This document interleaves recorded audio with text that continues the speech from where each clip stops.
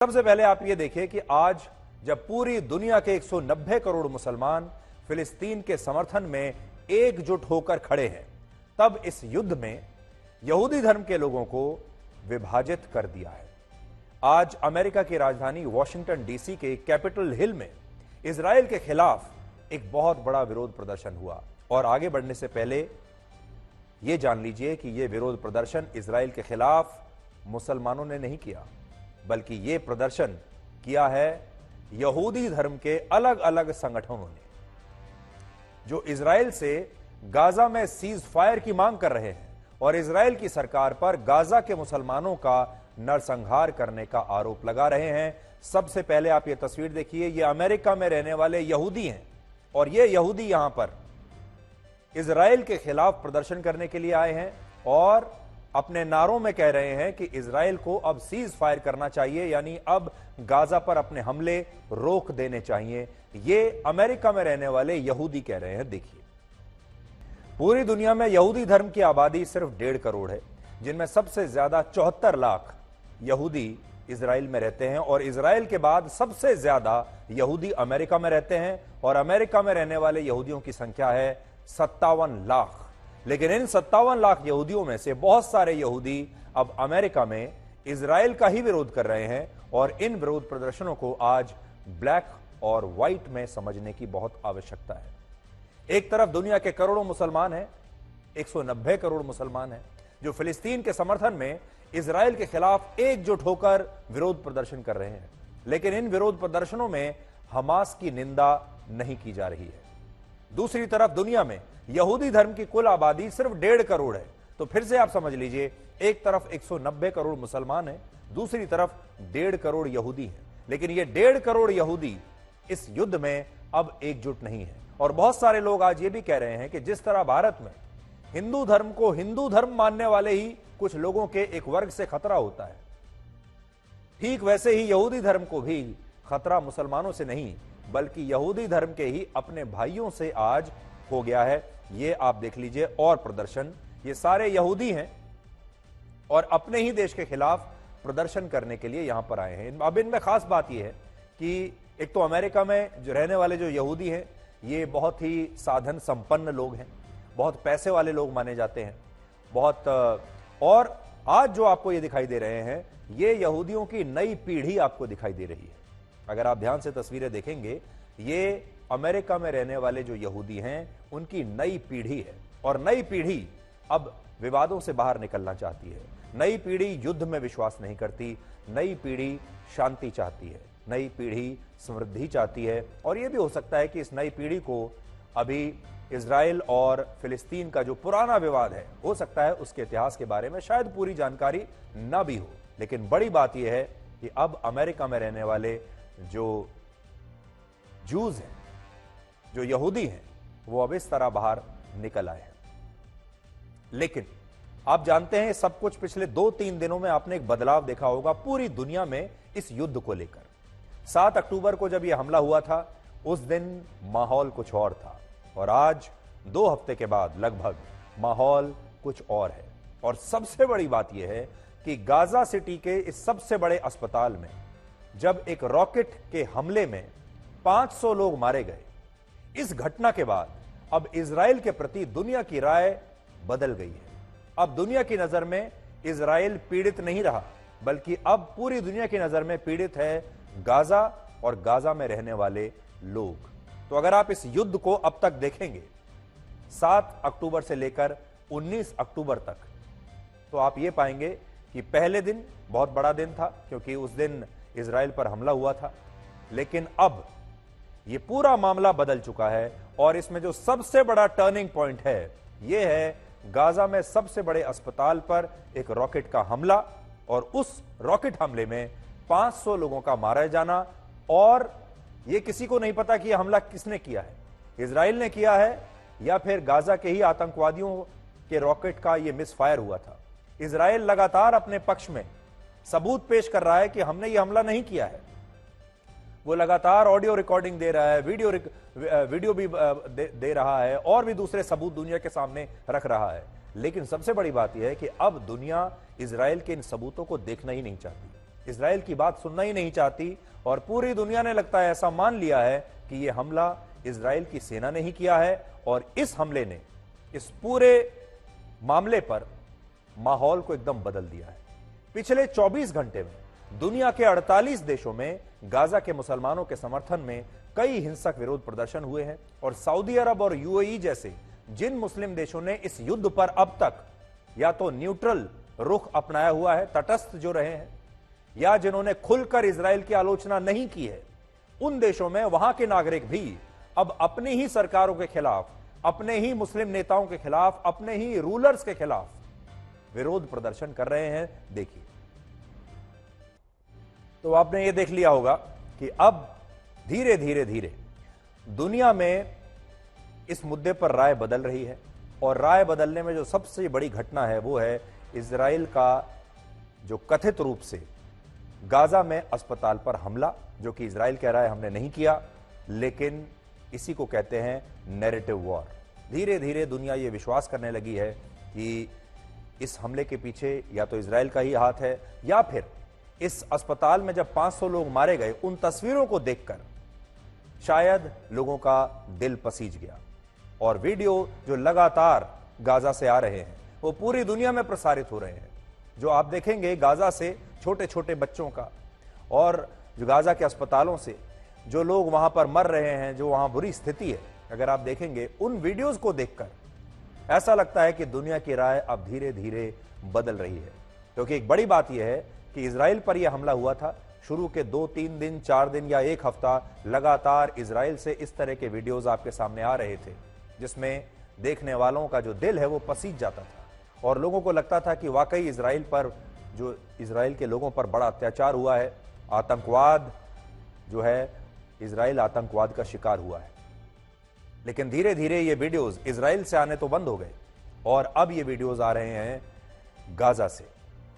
और सबसे बड़ी बात यह है कि इन वीडियोस के बीच, इस पूरे माहौल के बीच, इजराइल के जो 200 लोग अभी भी हमास के आतंकवादियों ने बंदी बनाकर रखे हुए हैं, जिन्हें लेकर यह आतंकवादी इजराइल को ब्लैकमेल करना चाहते हैं, उन 200 लोगों की कोई बात नहीं कर रहा। उन 200 लोगों को छुड़ाने के लिए कोई विरोध प्रदर्शन नहीं हो रहा, ना उनकी कहीं बात हो रही है, ना उनका कहीं कोई जिक्र हो रहा है। तो यह भी इस हमले में एक समझने वाली बात है। ये जो पूरा घटनाक्रम है, इससे भी पूरी दुनिया को बहुत कुछ सीखने को मिलेगा। और आज एक बड़ी बात जो सीखने को मिलती है वो ये है कि जब दो देश आपस में लड़ते हैं, दो सेनाएं आपस में लड़ती हैं या सेना और आतंकवादियों की सेना के बीच में लड़ाई होती है, उस दौरान एक और लड़ाई चल रही होती है। वो होती है राय बनाने की लड़ाई, वो होती है वीडियोस की लड़ाई, वो होती है कि कौन सा देश अपना प्रचार किस प्रकार से कर रहा है, वो लड़ाई होती है कि सोशल मीडिया पर कौन सा देश, किसकी सेना, कौन से आतंकवादी अपने बारे में क्या कह रहे हैं। और पूरी दुनिया जो कि वहां पर मौजूद नहीं है, जो कि सिर्फ मीडिया के जरिए ये सब देख रही है या सोशल मीडिया के जरिए देख रही है या उन वीडियोस को वो देखकर अपनी राय बना रहे हैं, फिर वो उसी आधार पर अपनी राय बनाते हैं, चाहे वो सही हो या गलत हो। यह बात सही है कि जिस तरह से गाजा के इस अस्पताल पर हमला हुआ है, उस हमले को कोई स्वीकार नहीं कर सकता। हमला तो बिल्कुल गलत हुआ है और अस्पताल पर तो हमला होना ही नहीं चाहिए था। अब इजराइल ने यह किया है या नहीं किया है, लेकिन उसका जो नुकसान है वो इजराइल को ही हो रहा है। और आज हमारे देश भारत में वर्ल्ड कप खेलने आई पाकिस्तान की क्रिकेट टीम के खिलाड़ियों ने भी फिलिस्तीन के मुसलमानों को अपना खुलकर समर्थन दिया है। आज पाकिस्तान की क्रिकेट टीम के वाइस कैप्टन शादाब खान समेत कई खिलाड़ियों ने एक साथ अपने ट्विटर हैंडल पर फिलिस्तीन का झंडा पोस्ट किया और वहां के मुसलमानों को अपना समर्थन देने का ऐलान किया है। एक एक करके मैं आपको दिखा रहा हूं कि पाकिस्तान के कौन कौन से जो खिलाड़ी हैं उन्होंने ये झंडा पोस्ट किया है। इससे पहले आपको याद होगा पाकिस्तान के एक और खिलाड़ी मोहम्मद रिजवान ने भी श्रीलंका के खिलाफ मिली जीत को और उस मैच में जो उन्होंने शानदार पारी खेली थी, जो शतक लगाया था, उसे उन्होंने गाजा के लोगों को समर्पित किया था और कहा था कि ये मेरे गाजा के भाई बहनों के लिए है। और इससे पता चलता है कि पाकिस्तान के खिलाड़ियों ने इस युद्ध में अपनी टीम को चुन लिया है। वो इजराइल के खिलाफ हैं और वो फिलिस्तीन की टीम में खेल रहे हैं, वो फिलिस्तीन के मुसलमानों के साथ है।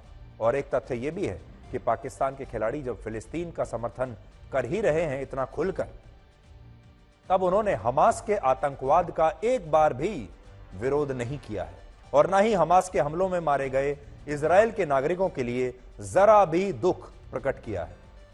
अब जरा कल्पना कीजिए, अगर पाकिस्तान इस वर्ल्ड कप को जीत गया तो फिर वो वर्ल्ड कप में इस जीत को किसे समर्पित करेगा?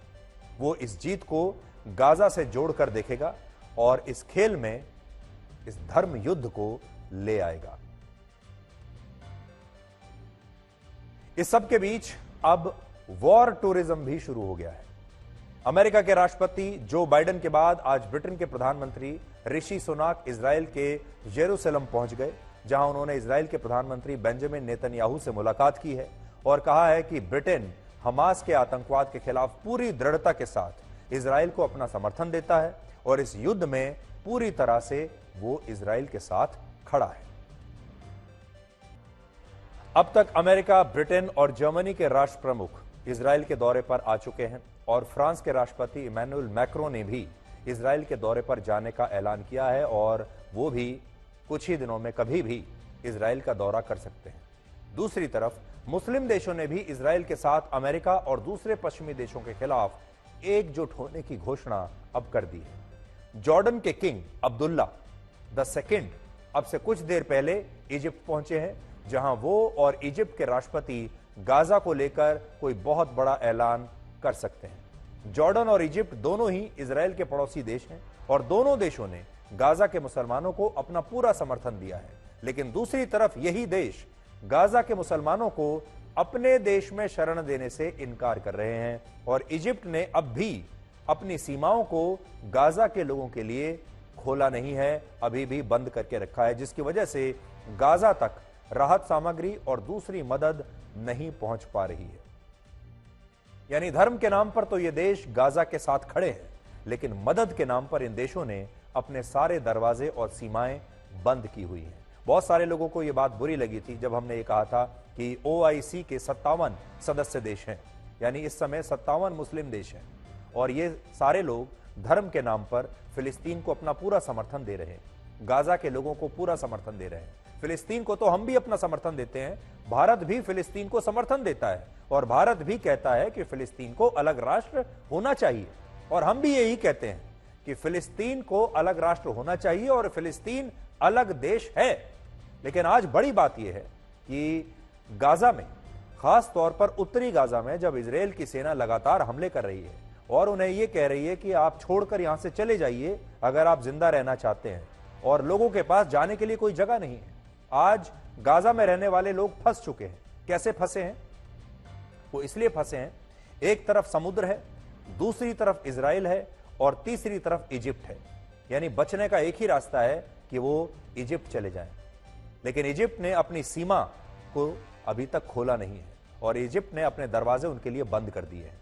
और हमने पहले भी ये कहा था कि ये जो 57 मुस्लिम देश हैं, इस समय इन्हें गाजा में रहने वाले लोगों को बचाने के बारे में सोचना चाहिए। इजराइल की आलोचना कीजिए, जरूर कीजिए, विरोध प्रदर्शन कीजिए, लेकिन सबसे पहले यह सोचिए कि गाजा में जो रहने वाले मुसलमान हैं उनकी जान कैसे बचेगी। ये सारे देश विरोध प्रदर्शन तो कर रहे हैं, लेकिन इन लोगों की जान बचाने के बारे में कुछ नहीं कर रहे। और ये जान सिर्फ पैसा भेज देने से नहीं बचेगी, ये जान राहत सामग्री भेज देने से नहीं बचेगी। ये जान तब बचेगी जब ये छोटे छोटे बच्चे किसी शांतिपूर्ण जगह पर जाकर अपना बचपन बिता सके। इसलिए हमने ये कहा था कि जो बड़े मुस्लिम देश हैं उन्हें गाजा में रहने वाले इन लोगों को अपने देश में कुछ दिनों के लिए, हमेशा के लिए नहीं, कुछ दिनों के लिए शरण दे देनी चाहिए, जब तक कि यह माहौल ठीक नहीं होता। और जब यहां शांति स्थापित हो जाएगी तब ये सारे शरणार्थी वापस अपने देश, अपने घर लौट सकते हैं। इसमें हम ये बिल्कुल नहीं कह रहे हैं कि इन लोगों को अपना घर छोड़कर हमेशा के लिए भाग जाना चाहिए। भागने की बात नहीं है, इस समय जान बचाने की बात है। इस समय ये छोटे छोटे बच्चे, ये महिलाएं, ये परिवार बचेंगे कैसे? इसलिए मुस्लिम देशों को विरोध प्रदर्शन के साथ साथ इन बच्चों को बचाने के बारे में सोचना चाहिए। और बच्चे तभी बचेंगे जब इन्हें यहां से कहीं ना कहीं शरण देकर बुलाया जाए और बाद में जब ये विवाद सुलझ जाएगा, ये सब लोग अपने घर वापस चले जाएं। इस मुद्दे को लेकर आज अमेरिका के राष्ट्रपति जो बाइडेन ने भी इजिप्ट के राष्ट्रपति से फोन पर बात की है और जापान के प्रधानमंत्री ने भी अरब देशों के नेताओं से संपर्क किया है और कहा है कि अरब देशों को ऐसा कोई रास्ता अब निकालना चाहिए जिससे गाजा तक मदद पहुंच सके। इजराइल पर भी यह दबाव बनाया जा रहा है कि अगर इजिप्ट अपने बॉर्डर्स को खोलने के लिए तैयार नहीं है तो इजराइल को मानवता दिखाते हुए गाजा में मदद पहुंचाने के लिए अपने बॉर्डर्स खोल देने चाहिए। लेकिन इजराइल के प्रधानमंत्री ने इससे साफ इनकार कर दिया है। अब आप यह देखिए कि क्या इजराइल की सेना जमीन के रास्ते उत्तरी गाजा के इलाकों में दाखिल होने वाली है। बड़ी बात यह है, यह तस्वीरें उत्तरी गाजा और इजराइल के बॉर्डर से आई हैं, जहां बॉर्डर से कुछ ही मीटर की दूरी पर इजराइल के 500 से ज्यादा टैंक और 2 लाख से ज्यादा सैनिक वहां पर तैनात हैं। इन तस्वीरों को आप देखिए।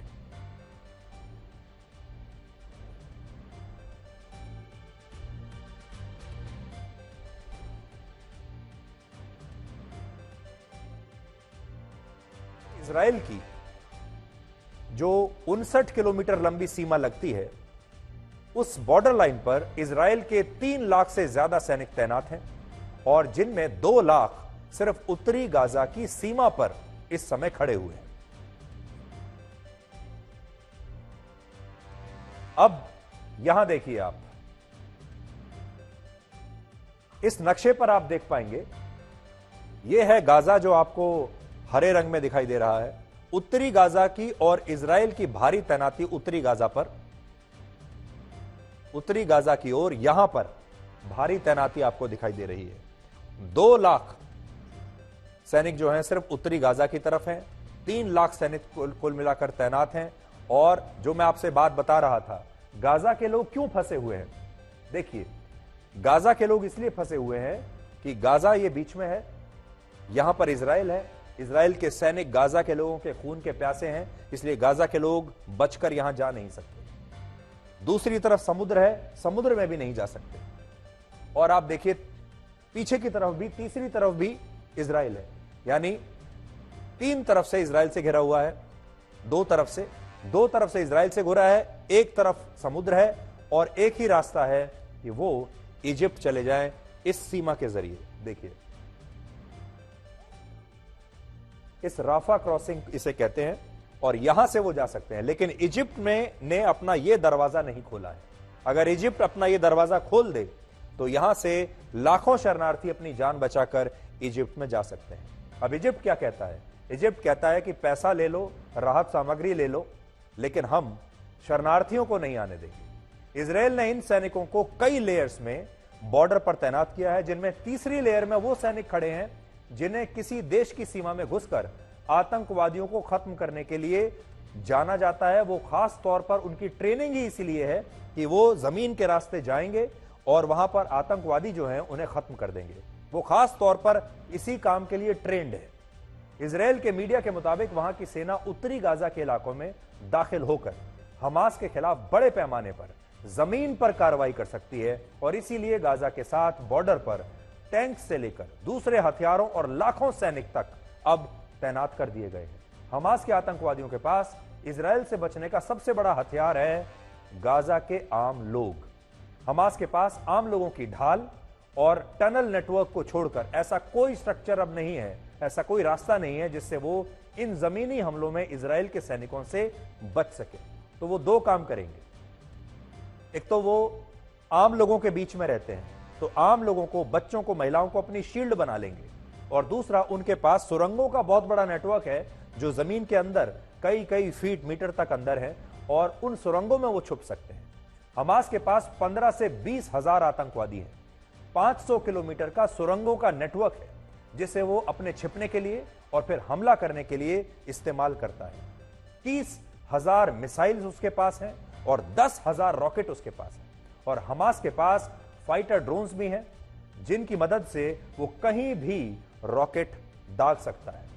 उत्तरी गाजा के 11 लाख लोगों में से 6 लाख लोगों ने ही अब तक दक्षिणी गाजा में पलायन किया है और 5 लाख लोग अब भी उत्तरी गाजा में ही रुके हुए हैं और कह रहे हैं कि हम यहां से जाएंगे नहीं। और इजराइल के जमीनी हमलों में हमास के आतंकवादियों को इन्हीं लोगों से सबसे ज्यादा उम्मीद है, क्योंकि वो इन आम लोगों को ह्यूमन शील्ड के तौर पर इस्तेमाल करके इजराइल के हमलों से बचने की कोशिश करेगा।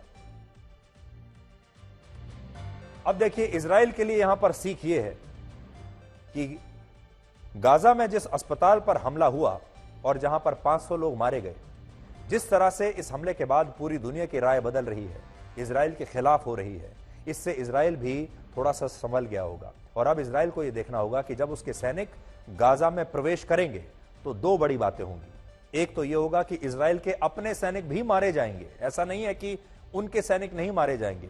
एक के बाद एक सैनिकों की बॉडीज देखने के लिए भी इजराइल को तैयार रहना पड़ेगा। और जब उनके सैनिक मारे जाएंगे तो इजराइल के अंदर आम लोगों के बीच भी गुस्सा बढ़ेगा, रोष बढ़ेगा, अपनी सरकार के प्रति भी गुस्सा बढ़ेगा।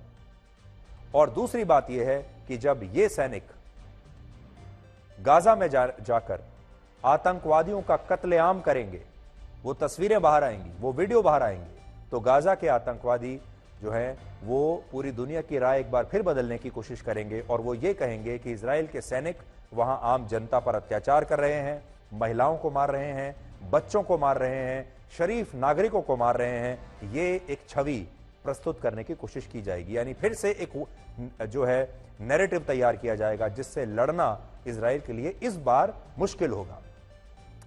आज प्रधानमंत्री नरेंद्र मोदी ने भी पैलेस्टीनियन नेशनल अथॉरिटी के चीफ महमूद अब्बास से फोन पर बात की है और गाजा सिटी के अस्पताल में हुए धमाकों में मारे गए लोगों की मौत पर उन्होंने दुख जताया है, लेकिन साथ ही आतंकवादियों द्वारा की जा रही हिंसा पर भी उन्होंने चिंता व्यक्त की है। और यही बात हम लगातार कह रहे हैं कि प्रधानमंत्री मोदी के अगर इस स्टेटमेंट को आप देखेंगे तो यह बहुत ही बैलेंस स्टेटमेंट है। इसमें वो अपनी सहानुभूति और अपना रोष जता रहे हैं और कह रहे हैं कि अस्पताल में जो लोग मारे गए वो बिल्कुल ठीक नहीं है, लेकिन साथ ही आतंकवादियों के बारे में भी जिक्र कर रहे हैं। लेकिन इस समय पूरी दुनिया जो है वो इस तरह का बैलेंस स्टेटमेंट अभी नहीं दे रही है। अब हम आपको वापस अपने देश लाते हैं और आपको यह बताएंगे कि कैसे हमारे ही देश के कुछ लोग उपवास का उपहास कर रहे हैं। दो बातें हम आपको कहना चाहते हैं। हमारे देश के सब लोग नहीं, हमारे देश के कुछ लोगों की मैं बात कर रहा हूं, इसलिए सब लोगों के लिए बुरा मानने की बात नहीं है। और दूसरा ये कि हमारे देश में उपवास का उपहास कैसे हो रहा है, ये आपको देखना है। हमारे देश में नवरात्रि के दौरान व्रत का फलाहार अब एक बहुत बड़े बाजार में तब्दील हो चुका है और आजकल ज्यादातर लोग उपवास के दिनों में आम दिनों से भी ज्यादा खाने लगे हैं और ये सब कुछ फलाहार के नाम पर हो रहा है। इसलिए कुछ देर के लिए आप अपना समय हमें दीजिए आज और हमारा ये विश्लेषण अपने पूरे परिवार के साथ देखिए। और खास तौर पर अगर आप भी नवरात्रि के दौरान व्रत रखते हैं, उपवास रखते हैं, तो भी आपको कुछ बातें जाननी बहुत आवश्यक है। नवरात्रि संस्कृत भाषा का एक शब्द है जिसका मतलब होता है 9 दिनों का समय। हिंदू धर्म के अनुसार ये वो 9 दिन होते हैं जब मां दुर्गा ने महिषासुर नाम के एक राक्षस से युद्ध लड़ा था और 10वें दिन उसका वध किया था। और इसीलिए नवरात्रि के इन 9 दिनों में मां दुर्गा के 9 अलग अलग रूपों की पूजा की जाती है और भारत के करोड़ों हिंदू इस दौरान व्रत यानी उपवास पर रहते हैं। आप अक्सर यह बात सुनते रहते होंगे कि ईश्वर हमारे मन में होता है, इसीलिए इंसान जब ईश्वर के निकट जाना चाहता है तो वो स्वयं के निकट जाने के लिए उपवास करता है। उपवास 2 शब्दों से बना है जिसमें उप का अर्थ होता है निकट और वास का अर्थ होता है निवास, यानी उपवास वो क्रिया होती है जो इंसान को ईश्वर के निकट लेकर जाती है। अब नवरात्रि के 9 दिनों में लोग इसलिए उपवास करते हैं क्योंकि वो ईश्वर के और ज्यादा निकट जाना चाहते हैं, लेकिन हकीकत में अभी लोग उपवास के नाम पर सिर्फ उसका उपहास कर रहे हैं। एक सर्वे के मुताबिक भारत में 26 करोड़ लोग ऐसे हैं जो नवरात्रि के दौरान उपवास रखते हैं। 26 करोड़। और असल में इनमें से बहुत सारे लोगों का उपवास जैसा होता ही नहीं है। भारत के लोग फलाहार के नाम पर अपने उपवास के दौरान व्रत वाली नमकीन खाते हैं, कुट्टू के आटे के पकौड़े खाते हैं, साबूदाने की खीर खाते हैं और पापड़ और यहां तक कि कोल्ड ड्रिंक और आइसक्रीम भी कई बार खा लेते हैं। और बहुत सारे लोग ऐसे भी हैं जो अपने उपवास में ये कहते हुए सिगरेट भी पी लेते हैं कि सिगरेट के धुएं से व्रत नहीं टूटता। भारत में जिस उपवास का मतलब एक अंतराल के लिए अन्न और पानी का त्याग था, अब उसी देश में उसी व्रत से जुड़े फूड प्रोडक्ट्स की इंडस्ट्री 11,000 करोड़ रुपए की हो चुकी है। यानी उपवास के दौरान आप क्या खाना खाएंगे, व्रत के दौरान आप क्या खाना खाएंगे, उस खाने की जो इंडस्ट्री है, उस भोजन की इंडस्ट्री ही 11,000 करोड़ रुपए की है। और आज अगर आप किसी रेस्टोरेंट में चले जाएं, किसी होटल में चले जाएं, तो वहां आपको व्रत वाली थाली बड़ी आसानी से मिल जाएगी। आज सुबह चाय पीने से लेकर दोपहर में कुट्टू के आटे के पकौड़े और साबूदाने के पापड़ और स्नैक्स खाने के बाद लोग कहते हैं कि उन्होंने नवरात्रि के 9 दिनों के व्रत रखे हैं, जबकि असल में यह व्रत है ही नहीं। हिंदू धर्म में व्रत का असली मकसद था अपनी 14 इंद्रियों पर काबू पाकर ईश्वर के और निकट जाना। लेकिन अभी हो यह रहा है कि लोगों का सारा ध्यान व्रत में भगवान की पूजा से ज्यादा अपनी पेट पूजा पर है।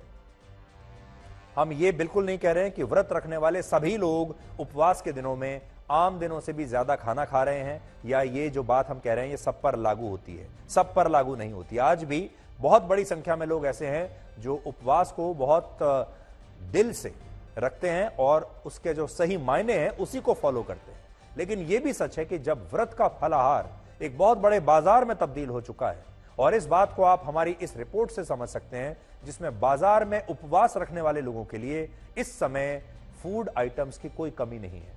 अगर कोई व्रत में कढ़ी चावल भी खाना चाहे तो वो इस डिश को भी बाजार में आसानी से पा सकता है, खा सकता है। ये जो डिलीशियस चीजें यहाँ पर हमें नजर आ रही हैं, ये क्या है? ये केले के फूल और शकरकंदी की सीख है। जो बिल्कुल एकदम से मुंह में डालते घुल जाएगी आपके, मुलायम है और नट्स भी इसमें डले हुए हैं और व्रत की है और बिना फ्राइड है, तंदूर की आइटम है। अच्छा, बिना फ्राइड। और उसके साथ मेरे राइट हैंड साइड पे जो लगा है वो क्या है सर? जो स्नैक्स क्या है? आजकल यंगस्टर जो जाते हैं वो इधर उधर कोई नई आइटम ढूंढते हैं तो टाकोस ढूंढते हैं। टाकोस में ये हमने व्रत के आटे के टाकोस बनाए हैं और इसमें जो फिलिंग है वो व्रत में जैसे आलू, ड्राई फ्रूट्स, अनार और किशमिश वगैरह ये डाल के पूरी इसकी फिलिंग की है। और बिल्कुल टाको जैसे लोग दूसरे टाकोस खाते हैं ऐसे व्रत के टाकोस ही खा सकते हैं। तमाम सब्जियां वैसी लग रही हैं जो कि नॉर्मल दिनों में खाई जाती है, लेकिन इनमें खास क्या है आपकी बात? जी, इसमें व्रत में जो है पनीर खा सकते हैं। पनीर के साथ मखाना जो कि कैल्शियम भी बढ़ाता है और फायदेमंद भी है। तो पनीर मखाने की सब्जी है जिसमें कोई प्याज लहसुन तो दूर, ऐसा कोई भी चीज टच नहीं हो सकती। खाने रेस्टोरेंट के अंदर कोई अनाज भी टच नहीं हो सकता। तो पनीर मखाना है।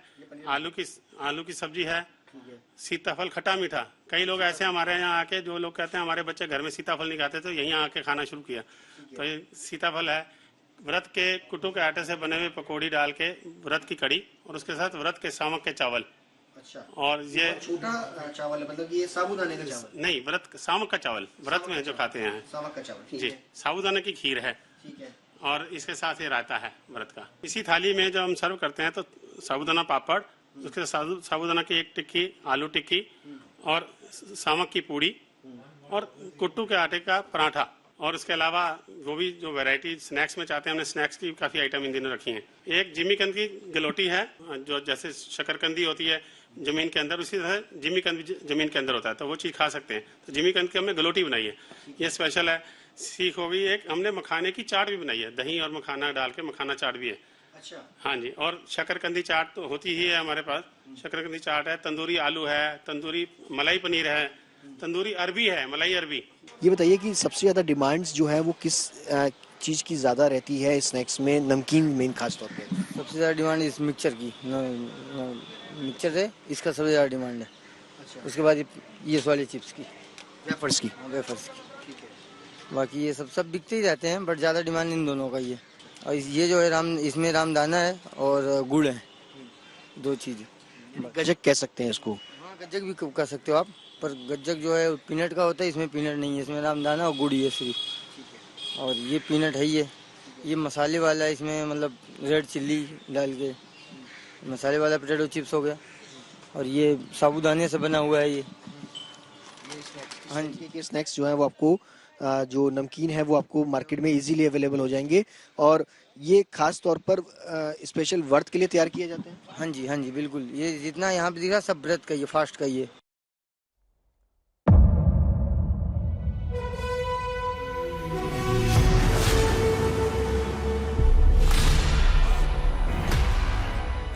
मुद्दों का मैदान, जिम्मेदारी नहीं तर्कों पर घमासान। क्या बताना चाहते हैं इस देश को? किससे किसकी ठनी, न्याय की नीति नहीं बनती है। किसने दी किसे पटखनी। क्या सच है जिसको छिपाने की कोशिश? खबरों की दुनिया का सबसे बड़ा अखाड़ा दंगल देखे मेरे यानी चित्रा त्रिपाठी के साथ रोज शाम 5 बजे सिर्फ आज तक पर।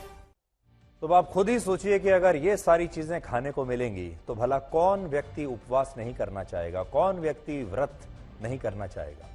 अब आप ये देखिए कि हिंदू धर्म में उपवास का अर्थ क्या था और अब हमने उपवास का अर्थ क्या बना दिया है। हिंदू धर्म में अलग अलग मान्यताओं के अनुसार जब भगवान श्री राम इस दुविधा में उलझे हुए थे कि वो और उनकी सेना समुद्र पार करके लंका कैसे पहुंचेगी, तब उन्होंने मां दुर्गा की आराधना की थी और 9 दिनों का सबसे कठिन उपवास किया था, जिसमें अन्न और पानी त्याग दिया था। ना अन्न ग्रहण किया था और ना ही पानी, ना ही जल। इसकी जगह उन्होंने क्या किया, उन्होंने ध्यान किया और तपस्या की, जिसकी वजह से भगवान श्री राम के ये व्रत सफल हुए और शक्ति की देवी दुर्गा ने उन्हें रावण पर विजय प्राप्ति का आशीर्वाद दिया था। लेकिन सोचिए, आज जब भगवान श्री राम के इसी देश में लोग नवरात्रि के 9 दिनों में व्रत रखते हैं, तो क्या ये व्रत ऐसे होते हैं जैसा व्रत, जैसा उपवास भगवान श्री राम ने किया था? बहुत सारे लोग ऐसा सोचते हैं कि व्रत वाली नमकीन और स्नैक्स या व्रत वाली थाली या कुट्टू के आटे के पकौड़े और साबूदाने के पापड़ और खीर खाना बिल्कुल गलत नहीं है, क्योंकि ये अन्न नहीं माने जाते। कुट्टू का आटा उस फल को पीसकर तैयार होता है जो बकव्हीट नाम के पौधे से प्राप्त होता है। क्योंकि ये आटा फल से बना होता है, इसलिए व्रत में लोग इसे फलाहार के नाम पर खाने के लिए इस्तेमाल करते हैं और इसमें कुछ भी गलत नहीं है। बात तो उनकी भी सही है। गलत तो यह है कि जब उपवास के दौरान इस आटे के पकौड़े, चीले, पराठे और पूड़ियां बनाकर खाई जाती हैं और ये सब खाने के बाद लोग कहते हैं कि उनका आज व्रत है, उनका आज उपवास है। फलाहार होने की वजह से इस आटे को लोग पहले सूर्य अस्त होने के बाद अपना व्रत तोड़ने के लिए खाया करते थे। लेकिन आजकल ये आटा दिन भर व्रत के दौरान अलग अलग डिश बनाने में, अलग अलग व्यंजन बनाने में इस्तेमाल किया जाता है। और ऐसा करने वाले लोग खुद को ही धोखा देते हैं और भगवान को भी धोखा देते हैं, ये सोचकर अपने मन में कि वो व्रत रख रहे हैं, उनका उपवास है। आज हम आपको मशहूर कथावाचक प्रेमानंद जी महाराज का एक वीडियो दिखाना चाहते हैं, जिसमें उन्होंने व्रत के दौरान सामान्य दिनों से ज्यादा खाने वाले लोगों से एक बार कहा था कि ये व्रत नहीं माना जाएगा। प्रेमानंद जी महाराज के जो वीडियोस हैं वो आप अक्सर सोशल मीडिया पर देखते रहते हैं, व्हाट्सएप पर, इंस्टाग्राम पर, हर जगह। और उनके जो अनुयायी हैं उनकी संख्या करोड़ों में है। भारत में लोग उनकी बात को मानते हैं। इसलिए आज आपसे ये कहना चाहते हैं कि अगर आपको हमारी बात पर यकीन नहीं हो रहा है तो हमारी बात ना मानकर कम से कम इनकी बात मान लीजिए। आज हम आपको व्रत का असली विज्ञान भी बताना चाहते हैं ताकि कुछ लोगों को यह समझ में आए कि अभी वो जो व्रत रख रहे हैं, जो उपवास रख रहे हैं, वो असल में उपवास है ही नहीं, वो उपहास है। अभी हमारे देश में जो धार्मिक उपवास रखे जाते हैं उन्हें इंटरमिटेंट फास्टिंग कहते हैं, जिसका मतलब होता है एक समय अंतराल पर किया गया उपवास। अब बहुत सारे लोग ऐसा सोचते हैं कि अगर वो 14 से 16 घंटे या पूरे दिन कुछ नहीं खाएंगे तो इससे उनके शरीर में कमजोरी आ जाएगी, जबकि विज्ञान कहता है कि इस फास्टिंग से शरीर और मन की सफाई होती है और इससे आप ज्यादा स्वस्थ रहते हैं, ना कि आप कमजोर होते हैं। असल में हमारे शरीर में एनर्जी का सबसे बड़ा सोर्स होता है ग्लूकोज, और जब कोई व्यक्ति 10 से 14 घंटे तक कुछ नहीं खाता तो ग्लूकोज का यह स्तर शरीर में तेजी से गिरने लगता है और ऐसी स्थिति में एनर्जी की कमी को पूरा करने के लिए शरीर फैट स्टोर से फैट मॉलिक्यूल्स को रिलीज करना शुरू कर देता है, यानी जो आपके शरीर में फैट है उसका इस्तेमाल करना शुरू कर देता है जो जम चुका था।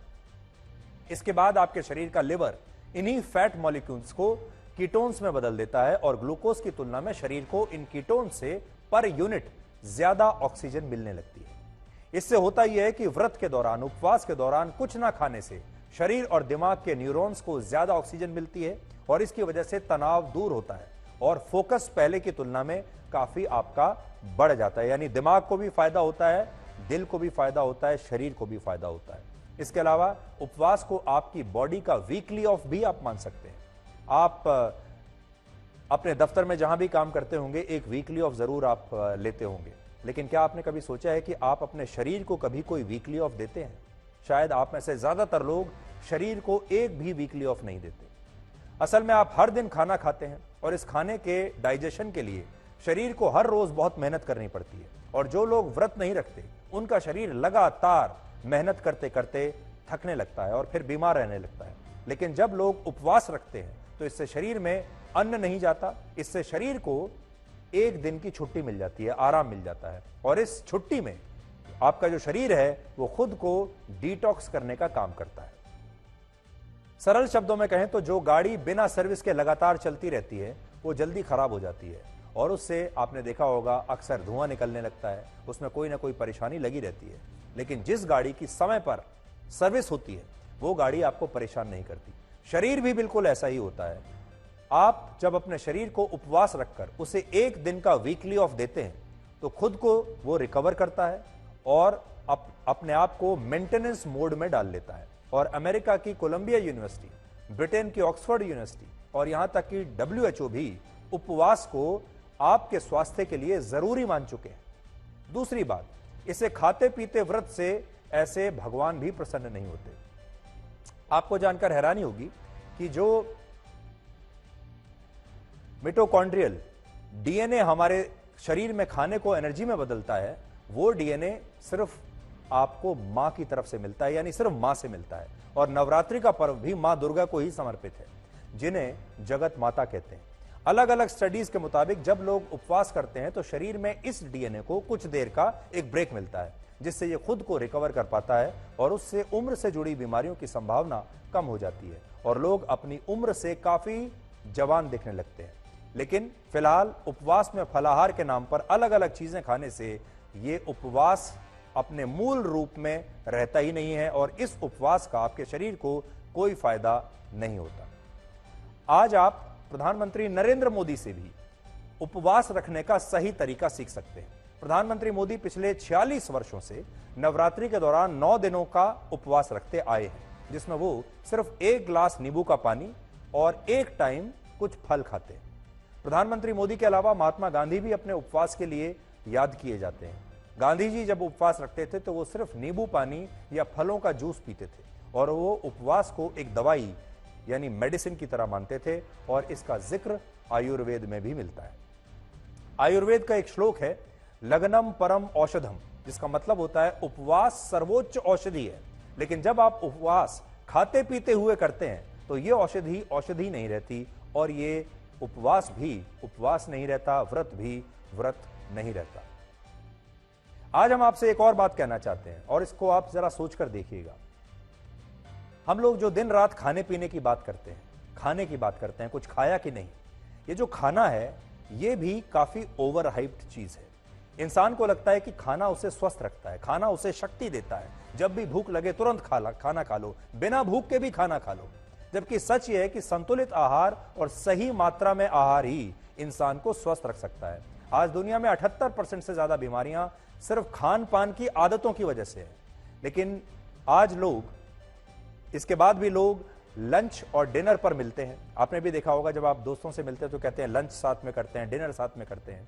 आज भी सभी माएं अपने बच्चों से यही पूछती हैं कि उन्होंने खाना खाया या नहीं, अगर नहीं खाया है तो जल्दी से खा लीजिए।